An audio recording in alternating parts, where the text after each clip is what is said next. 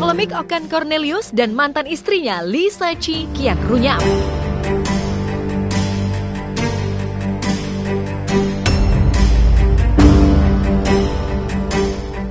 Kemarin, Okan hadir didampingi kuasa hukum ke Polres Depok guna memberikan keterangan tambahan atas laporannya terhadap Lee dengan dugaan pencemaran nama baik 15 Maret 2021.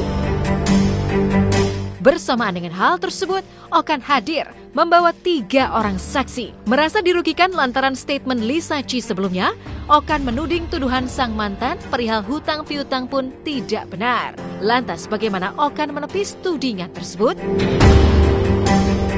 Kita hari ini memenuhi panggilan untuk keterangan tambahan dari pihak penyidik.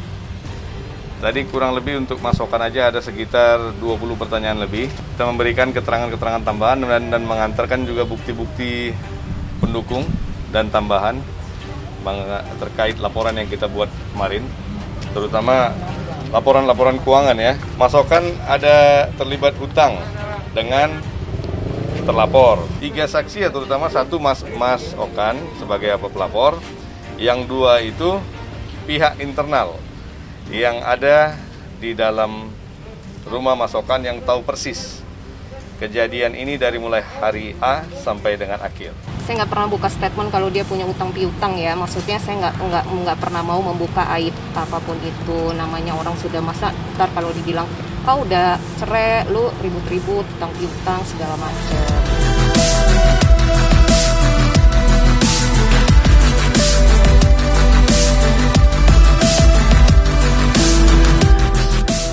Beberkan bukti rekening koran selama 2 tahun terakhir, Okan terlihat begitu percaya diri. Bahkan, ia seakan menantang Lee jika memang dirinya memiliki hutang yang belum terbayarkan, silakan gunakan langkah hukum. Melihat mantan suami beberkan isi percakapan, bagaimana Lee menjelaskan perihal hutang piutang antara dirinya dan Okan? Terkait semua transaksi yang dilakukan Mas Okan 2 tahun. Selama 2 tahun masa aktif pernikahan.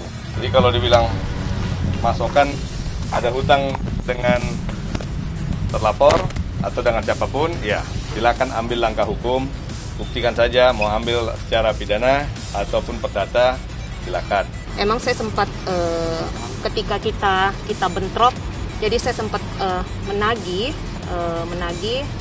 yang dia pakai gitu.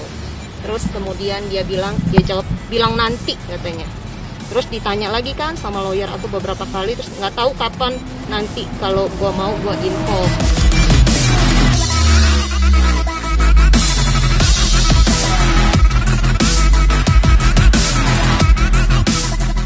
Anehnya, jika memang sejak dulu hingga kini Okan masih memiliki hutang yang belum terbayar, namun tak sepeser pun nominal disebutkan oleh pihak Lee Sachi. Justru sebaliknya, pihak Okan pun menepis kabar burung yang dianggap mencemarkan nama baiknya itu. Bahkan, ia pun menegaskan jika mantan istrinya bersikeras mempersoalkan masalah hutang, alangkah baiknya menempuh jalur hukum. Secara tegas, Okan mengatakan siap jikalau memang diusut secara pidana maupun perdata.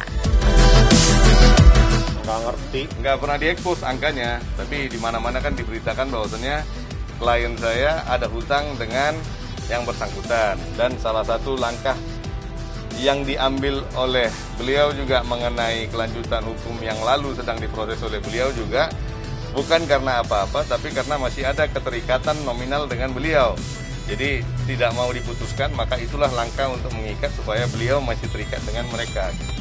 Jadi ya diperjelas saja lah, nominalnya diperjelas. Kalau memang ada pending, diperjelas nominal, bagaimana cara pengambilannya, untuk apa, seperti apa, mana buktinya.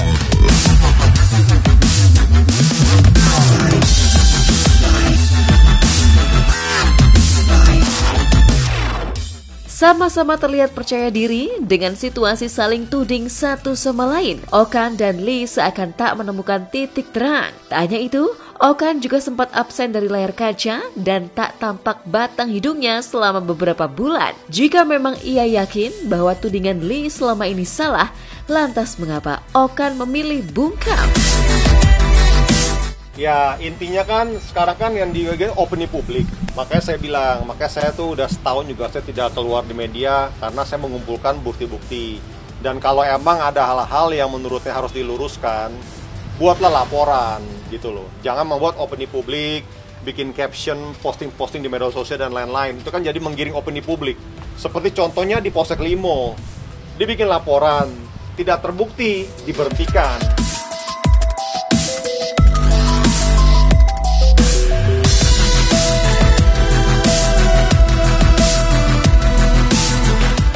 Yang paling menghebohkan dan sukses membuat geger jagat dunia hiburan ialah kabar ketika rumah tangga keduanya masih di ujung tanduk. Dari pihak Lisa Chi, ia menuding bahwa Okan Cornelius yang saat itu larut dalam emosi mengusir dirinya dari rumah untuk tidak tinggal di situ lagi. Sebaliknya, pihak Okan justru menepis lantaran menurutnya Lee sendiri yang meminta untuk mengeluarkan seluruh barang. Bahkan keduanya saling mengklaim siapa yang telah merapikan barang-barang tersebut. Lalu siapakah yang mampu membuktikan kebenaran di balik carut-marut polemik antara keduanya? Terkait berita yang diinfokan bahwasannya Mas Okan membuang barang-barangnya seseorang dari rumah, ya ini ada foto-fotonya, bahwasannya barang itu ada screenshotnya, bahwasannya yang bersangkutan sendiri yang meminta barang itu untuk dikeluarkan secara berangsur. Ini screenshotnya, ya, secara berangsur, gitu ya, untuk dikeluarkan. Ini foto-foto barang-barang itu masih tersusun rapi sesuai dengan susunan yang dilakukan oleh yang bersangkutan sendiri. Jadi kan dia selalu bilang, kalau saya membuang barang-barang dia untuk diusir. Yang minta untuk cicil barang dia. Saya mengeluarkan barang-barang dari kamar itu karena permintaan dia. Dia minta cicil. Lalu gue mengeluarkan barang sesuai dengan permintaan dia. Dan bukan kita buang, gue tetap mengeluarkan dan tersusun rapi. Untungnya gue foto. Jadi gue punya barang bukti. Kalau gue hanya ngomong, susah orang-orang kayak begini. Jadi makanya gue paham apa yang gue hadapi. Makanya gue kumpulin data-data supaya clear gitu loh. Tidak ada pengusiran, tidak ada pembuangan barang. Semua itu ada buktinya dan udah gue serahkan ke penyidik. Tapi kan di luaran bilang, saya beli cincin berlian ratusan juta. Itu opini publik. Padahal bukan berlian, itu blue sapphire. Dan total kerugian nih bukan ratusan juta, hanya di bawah 25 juta aja. Nggak nanggepin gimana-gimana sih. Ya, dia kan manusia yang paling merasa dirinya benar. Ya udah, ikutin aja prosesnya. Aku sih sampai sekarang nggak takut sih sama sekali, ya ikutin aja.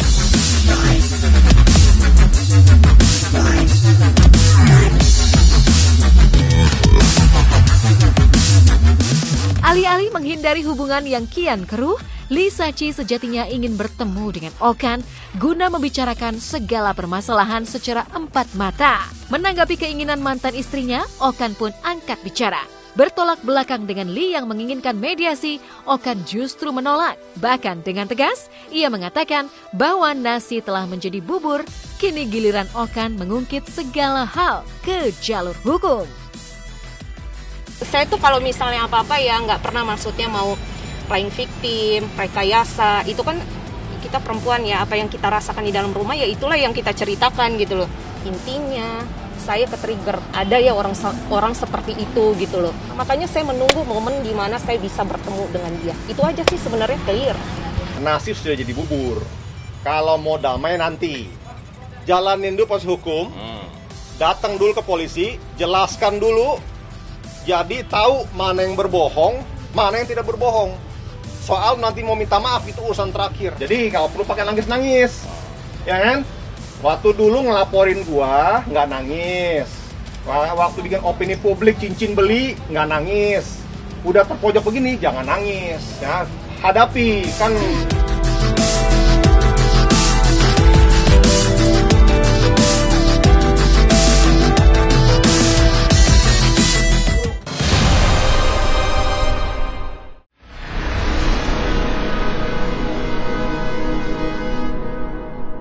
Jadi jangan lupa untuk subscribe Cumi Cumi. Ditekan ya tombol lonceng merahnya.